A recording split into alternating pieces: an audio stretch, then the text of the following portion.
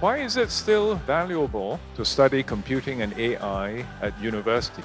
We live in a world which is being computerized. Practically everything is computerized or is being computerized. But computers don't work by themselves. Somebody has to give instructions to the computers to work. And programs are the instructions. So in this sense, coding, programming is a new and essential form of literacy in the AI age. Question 2. What is the job prospect of computing and AI graduates? Workers in the AI age are either an AI creator or an AI user. AI creators are workers who have been educated and trained in AI.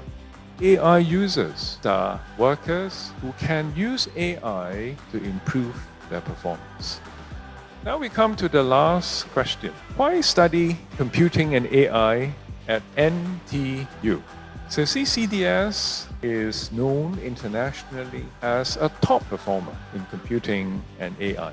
According to US News Best Global Universities 2025, NTU is world number 2 in AI and world number 2 in computer science. According to QS World University Rankings, NTU is world number 5 in data science and AI and world number 6 in computer science and information science. And according to the Shanghai Global Ranking of Academic Subjects, NTU is ranked world number 1 in artificial intelligence. We are rolling out what we call Learn with AI in our education programs. And we're doing this systematically across the curriculum.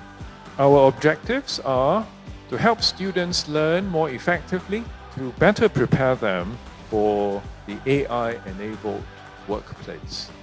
I like to think of AI models as a multiplier as far as helping you to program is concerned.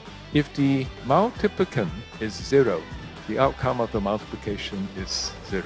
So if you're already a good programmer, then the multiplication will give you really huge benefits.